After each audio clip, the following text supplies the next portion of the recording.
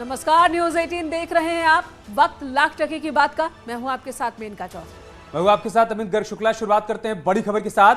अगले 100 दिनों में कृषि क्षेत्र में क्रांति का प्लान क्या होगा, आज इस मुद्दे पर एनेक्सी में कैबिनेट के सामने अधिकारियों ने प्रेजेंटेशन दिया है। जी हां, बैठक में सीएम योगी के साथ मंत्रिमंडल के सभी मंत्रियों के अलावा कृषि से जुड़े सभी 11 विभाग, मसलन वन विभाग, सिंचाई विभाग, ऊर्जा विभाग के अधिकारी मौजूद रहे। प्रेजेंटेशन में अधिकारियों ने बताया कि धरातल पर अभी किस क्षेत्र में काम किए जाने की जरूरत है, सिंचाई व्यवस्था को कैसे बेहतर बनाया जा सकता है, किसानों को स्वावलंबी बनाया जा सकता है। अधिकारियों ने जिन मुद्दों पर प्रेजेंटेशन दिया है वो भी हम आपको बता देते हैं। क्या क्या फोकस पॉइंट है प्रेजेंटेशन के दौरान, ये आपको वर्चुअली दिखाने की कोशिश करते हैं। सबसे पहला जो मुद्दा वो ये कि आय में बढ़ोतरी हो, किसानों को किस तरह से स्वावलंबी बनाया जाए। इसके अलावा रोजगार के अवसर पैदा करना, सिंचाई व्यवस्था में सुधार करना, संसाधन, मंडी और बाजार एमएसपी पर भी जोर दिया जाएगा। बिल्कुल, तो संकल्प पत्र के जो वादे हैं उन वादों को पूरा करने वाला ये खाका होना चाहिए। जो भी विभाग है, सभी विभाग को यही निर्देश दिए गए हैं कि ये वो तमाम फोकस पॉइंट होने चाहिए उनके प्लानिंग के दौरान, कि अलग अलग विभागों के जरिए लोगों को रोजगार मिल सके। किसानों की अगर हम बात करें, खेती की बात करें, तो सिंचाई की व्यवस्था दुरुस्त हो सके, किसानों की आय दोगुनी हो सके, इस तरह से काम होना चाहिए। अब देखिए बैठक में सीएम योगी ने क्या क्या निर्देश दिए। रोजगार सृजन पर फोकस होना चाहिए। 100 दिन बाद काम का हिसाब जनता को दें। धनराशि की कमी नहीं है, पर वित्तीय संतुलन जरूरी है। जी हां, तटबंधों का निर्माण 15 जून से पहले पूरा हो। अनाज उत्पादन बढ़ाने पर जोर हो, खासकर तिलहन दलहन का उत्पादन बढ़ाना होगा। सिंचाई व्यवस्था में सुधार की कोशिश हो। एक्सप्रेसवे पर नई मंडियां बनाई जाए। 100 दिन में 8,000 करोड़ गन्ना भुगतान का लक्ष्य भी रखा गया है। 6 महीने में 12,000 करोड़ का लक्ष्य होना चाहिए। यह भी कहा गया सीएम योगी की तरफ से, किसानों को 14 दिनों में हर हाल में भुगतान कर दिया जाए।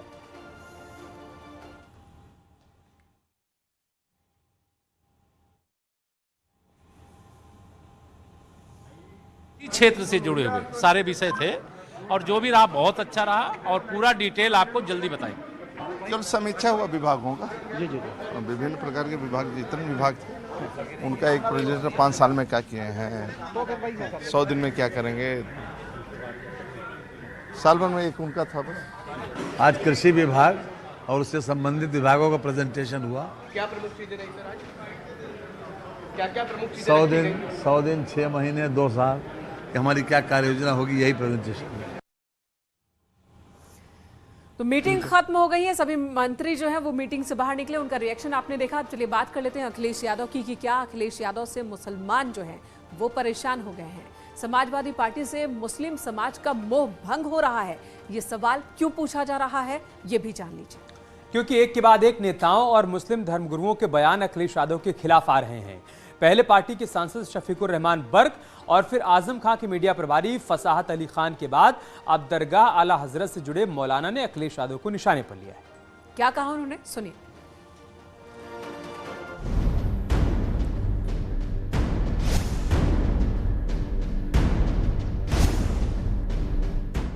पहले समाजवादी पार्टी के सांसद शफीकुर रहमान बर्क, पूरी समाजवादी काम नहीं कर रही मुसलमानों के लिए। फिर आजम खां के मीडिया प्रभारी फसाहत अली खान,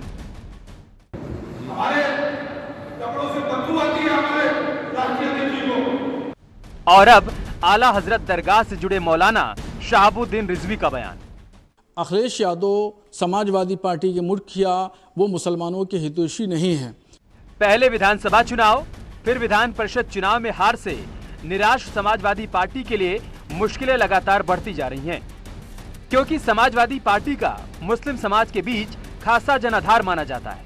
अब उसी मुस्लिम समाज का समाजवादी पार्टी से मोह भंग हो रहा है। अखिलेश यादव से भरोसा उठ रहा है। आरोप है कि अखिलेश यादव को दाढ़ी और टोपी वालों से नफरत है। खुद इंतखाबात के दरमियान उनको दाढ़ी कुर्ता टोपी पैजामा वाले मुसलमान से उनको नफरत रही और उन्होंने अपने स्टेज से भी उतार दिया। वो मुसलमानों के हितैषी नहीं हैं। हाँ, मुलायम सिंह मुसलमानों के जरूर हितैषी थे। दरगाह आला हजरत से जुड़े मौलाना शहाबुद्दीन ने सिर्फ अखिलेश यादव को निशाने पर नहीं लिया, बल्कि मुस्लिम को नए विकल्प तलाशने की सलाह भी दी और ये भी कहा कि एक विकल्प सत्ताधारी दल बीजेपी भी हो सकती है। मैं ये बराबर इलेक्शन के दरमियान भी ये कहता रहा हूँ कि अखिलेश यादव समाजवादी पार्टी के मुखिया वो मुसलमानों के हितैषी नहीं हैं और इसके अलावा जितनी भी पॉलिटिकल पार्टियां हैं उनको भी विकल्प के तौर पर आजमाना चाहिए। मैं सिर्फ कांग्रेस की बात नहीं कर रहा हूं, मैं भाजपा की बात कर रहा हूं। मुसलमान विकल्प के तौर पर भाजपा को भी अपना सकता है और कांग्रेस को अपना सकता है। दरअसल मौलाना शहाबुद्दीन रिजवी का तर्क है, चुनाव दर चुनाव मुस्लिम समाज ने समाजवादी पार्टी को खुलकर सपोर्ट किया, लेकिन अखिलेश यादव की समाजवादी पार्टी ने उनके लिए कुछ नहीं किया। वहीं समाजवादी पार्टी का खुलकर समर्थन करने से मुस्लिमों के लिए मुश्किलें जरूर खड़ी हो रही हैं। ऐसे में जरूरी है कि मुस्लिम दूसरा विकल्प तलाशें। Bureau report, news 18। उत्तराखंड में कांग्रेस में घमासान छिड़ा हुआ है। इस बीच नवनियुक्त प्रदेश अध्यक्ष करण माहरा ने पूर्व प्रदेश अध्यक्ष गणेश गोदियाल पर पौराणिक कहानी के जरिए निशाना साधा। उन्होंने कहा कि पार्टी में अब गणेश तंत्र नहीं चलेगा। बिल्कुल, हालांकि उन्होंने इसके बाद भगवान गणेश की कहानी भी सुनाई। उन्होंने कहा कि इस कहानी का राजनीति में गलत मतलब निकाला जाता है। लोग नेता के चक्कर लगाकर अपना काम निकाल लेते हैं, जबकि उन्हें कोई पहचानता तक नहीं। ये प्रथा अब नहीं चलेगी। एक तो गणेश तंत्र समाप्त होगा पार्टी के अंदर से, गणेश तंत्र समाप्त होगा। गणेश तंत्र की कहानी सुना देता हूं, कई लोगों को नहीं पता होगी। एक बार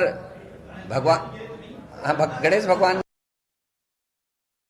राजनीति में इस अच्छी चीज का गलत इस्तेमाल हो रहा है। लीडर्स के चक्कर लगाकर वो लोग काम करा ले जा रहे हैं या वो लोग पद पा लेते हैं जिनका अपने गांव घर में कोई नाम भी लेना पसंद नहीं करता। मैं कोशिश करूंगा कि उन लोगों को तवज्जो मिले जिनकी समाज में इज्जत है, जिनको लोग चाहते हैं, जिनको लोग अपना लीडर मानते हैं। चलिए बात महाराष्ट्र की कर लेते हैं। वहां पर भी स्पीकर को लेकर के घमासान मचा है। स्पीकर पर सियासत लाउड हो चली है। राजनीति में अजान बनाम हनुमान की जंग छिड़ गई है। लेकिन अब यही तस्वीर उत्तर प्रदेश में भी दिखाई दे रही है। दरअसल अलीगढ़ में इस बाबत एडीएम सिटी को बाकायदा एक ज्ञापन दिया गया है और कहा गया है कि मस्जिद से लाउड स्पीकर हटेंगे, नहीं तो हम हनुमान चालीसा का पाठ पढ़ेंगे।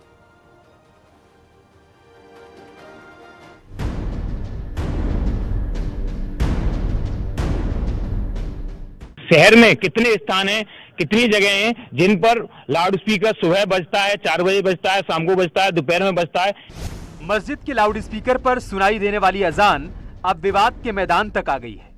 मस्जिदों में लाउड स्पीकर अजान बजती है सुबह और जिससे पढ़ाई में बाधा होती है। ऐसे कई छात्रों ने हमसे भी संपर्क किया है। और दरअसल अलीगढ़ में मस्जिद के लाउड स्पीकर पर विवाद की नई तान छेड़ दी गई है। प्रशासन को ज्ञापन देकर यह भी साफ कर दिया गया है कि या तो मस्जिद से लाउड स्पीकर हटाइए, नहीं तो अलग अलग चौराहों पर लाउड स्पीकर के जरिए हनुमान चालीसा सुनने के लिए तैयार हो जाइए।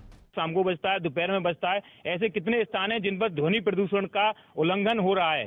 अगर उनका उल्लंघन हो रहा है, अगर प्रशासन उन पर ध्यान नहीं दे रहा है, तो हम भी उस उल्लंघन को करने के लिए तैयार हैं। हम लोग उच्च अधिकारियों से बातचीत करेंगे और शासन को भी अवगत कराया जाएगा। फिर नियमानुसार जो भी इसमें समाधान होगा हम लोग कराएंगे। एबीवीपी ने अलीगढ़ की 21 जगहों पर लाउड स्पीकर लगाने के लिए चंदा इकट्ठा करना शुरू भी कर दिया है।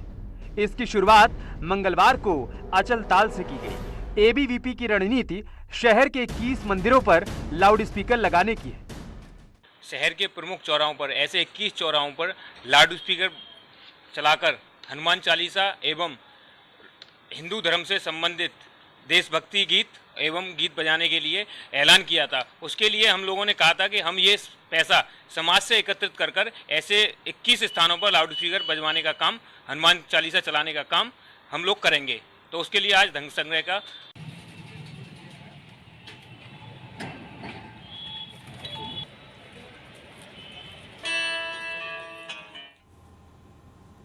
अलीगढ़ में एबीवीपी के ऐलान पर बीजेपी के प्रवक्ता मनीष शुक्ला ने कहा है कि सुप्रीम कोर्ट की गाइडलाइन के मुताबिक किसी भी धर्म के लोग लाउड स्पीकर लगा सकते हैं, लेकिन गाइडलाइंस का पालन करना होगा। वहीं संभल के मदरसा मौलाना मोहम्मद अली जौहर के प्रबंधक फिरोज खान ने कहा कि हम एबीवीपी के फैसले का सम्मान करते हैं, लेकिन हनुमान चालीसा का स्वागत है।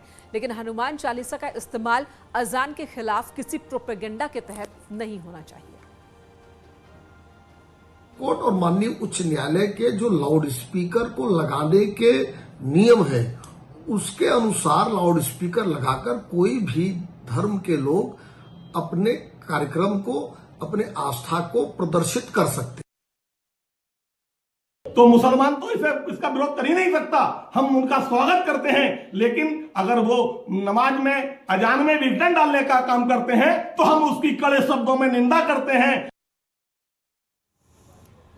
अलीगढ़ में अभी ऐलान ही चल रहा है। वाराणसी में हनुमान चालीसा स्पीकर पर शुरू भी हो चुका है। दिन में 5 बार हनुमान चालीसा बजाना यहां पर शुरू कर दिया गया।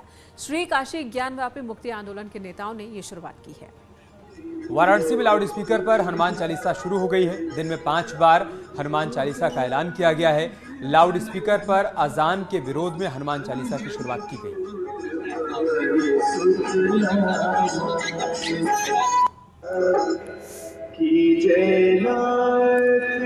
हृदय महडेरा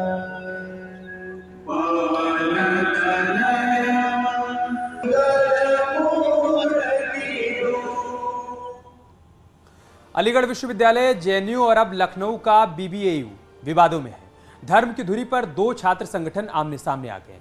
लेकिन इस मसले पर बीबीएयू प्रबंधन का रुख सवालों के घेरे में है।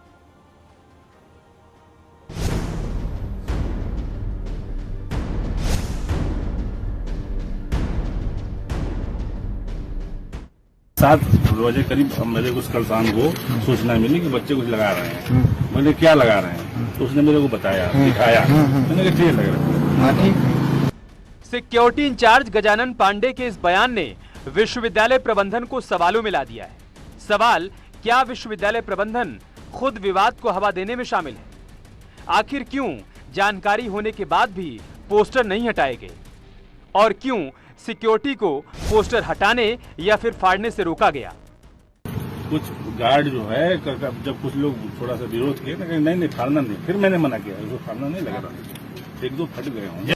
सिक्योरिटी इंचार्ज के रुख से साफ है कि वो इस इंतजार में थे कि विवाद बढ़े, जो बढ़ भी गया। विश्वविद्यालय में लगे आपत्तिजनक पोस्टर पर 2 छात्र संगठन आमने सामने हैं। स्टैंड है कि विश्वविद्यालय में जब हर धर्म संप्रदाय के लोग हैं, जो जिसको मानना हो माने, उसका व्यक्तिगत मामला होता है धर्म का। वो एबीपी का यही मानना है कि विश्वविद्यालय में इस तरीके की गतिविधियां नहीं होनी चाहिए, यहाँ पढ़ाई लिखाई की ही बातें होनी चाहिए। जो ये पोस्टर की बात बार बार आ रही है, अगर इतिहास के पन्ने पलटें सर, हर एक महापुरुष अपने कार्य और विचारों के प्रति जाना गया है। इस यूनिवर्सिटी का नाम बाबा साहेब के नाम पर रखा गया है, तो इस यूनिवर्सिटी में अगर नाम बाबा साहेब का है तो विचार क्यों नहीं आ सकते हैं? दीवार पर लगे पोस्टर और उन पोस्टर्स में एक धर्म संप्रदाय की आस्था को ठेस पहुंचाने वाले शब्द, इन शब्दों ने विश्वविद्यालय कैंपस में नया बखेड़ा खड़ा कर दिया है। ये पूरे विश्वविद्यालय का भगवाकरण करना चाहते हैं और ये गौशाला बनाने का कोई प्रोसेस नहीं।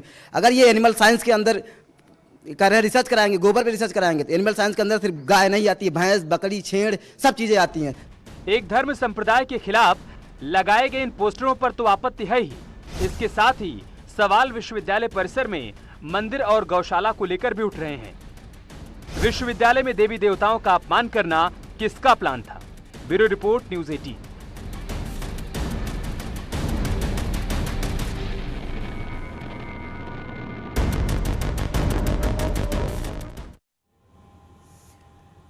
और अब बात बाबा के बुलडोजर की कर लेते हैं, जो लगातार गरज रहा है। कन्नौज में आज समाजवादी पार्टी के नेता रजनीकांत यादव की अवैध मार्केट ढहा दी गई। रामपुर में हत्या के आरोपी के घर पर बुलडोजर चला। तो आजमगढ़ में सीपू सिंह हत्याकांड में आरोपी विजय यादव और रिजवान अहमद की संपत्ति कुर्क कर दी गई। उधर मुजफ्फरनगर में हिस्ट्रीशीटर पर कार्रवाई की गई है। प्रयागराज में अवैध प्लॉटिंग पर बुलडोजर चला है।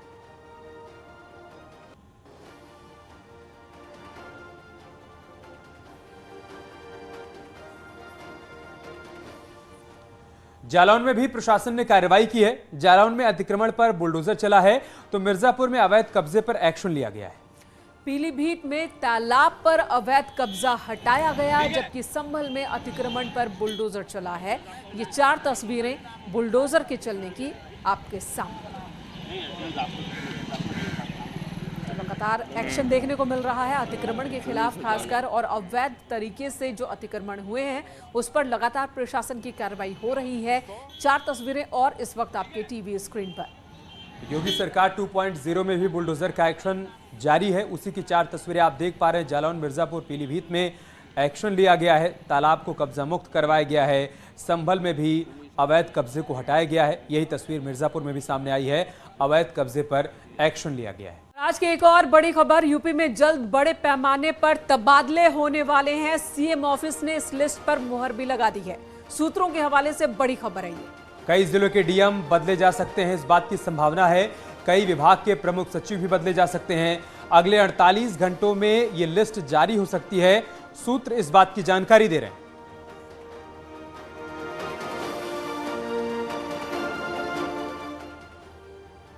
मेरठ के एक इंजीनियरिंग कॉलेज में छात्र की चाकू से गोद कर हत्या कर दी गई। छात्र गुटों की आपसी खींचतान में कॉलेज कैंपस में ही क्लास जाते वक्त निखिल नाम के छात्र की चाकू से गोद कर हत्या कर दी गई। वारदात को अंजाम देने के बाद आरोपी मौके से भाग निकले। हालांकि बाद में पुलिस ने मुख्य आरोपी समेत कई छात्रों को हिरासत में लिया। पुलिस सभी छात्रों से पूछताछ कर रही है। तो वहीं कॉलेज प्रबंधन का बयान भी सामने आ गया है। कॉलेज के मीडिया प्रभारी अजय चौधरी का कहना है कि घटना में शामिल सभी छात्र को रेस्ट्रिकेट किया जा रहा है। सेकेंड ईयर का छात्र है। इसकी चाकू मारकर हत्या की गई है। कॉलेज के ही लड़के हैं। गाली गलौज के कारण दोनों पक्षों में विवाद हुआ था। इसमें अभी 4-5 लड़कों को पूछताछ के लिए हिरासत में लिया गया है। जो मुख्य अभियुक्त है, जो प्रथम दृष्टया अभी बात निकल के आ रही है, जिसने चाकू मारा है, उसकी भी गिरफ्तारी कर ली गई। कितने आरोपी थे इसमें? अभी तहरीर प्राप्त नहीं हुई है। तहरीर प्राप्त होते ही सुसंगत धाराओं में मुकदमा पंजीकृत किया जाएगा। अभी प्रथम दृष्टया जिन लोगों का नाम आ रहा है, उन सभी को हिरासत में लेकर पूछताछ की जा रही है। आज जो है 2 गुटों के छात्र जो है आपस में लगभग 10:30 बजे वे लोग यहीं मेन गेट के पास बैठे थे। एक छात्र जो उसमें निखिल तोमर जिसका नाम है, उसको जो है कुछ छात्रों ने पीछे की तरफ लेके गए और उसे जो है चाकू मारे। वो चाकू जो है जैसे उसको 1-2 चाकू उसको मारे तो वो तुरंत भाग के मेन गेट की तरफ आया। जो छात्र इस पूरे मामले में इन्वॉल्व थे उन्हें जो है रेस्टिगेट करने की जो है कार्रवाई शुरू कर दी है। और जिन छात्रों ने हमला किया था उन्हें सभी को हमारे कॉलेज कर्मचारियों ने जो है उसी दौरान जो है पकड़कर पुलिस के हवाले कर दिया था। छोटे से ब्रेक के लिए खबरें जारी।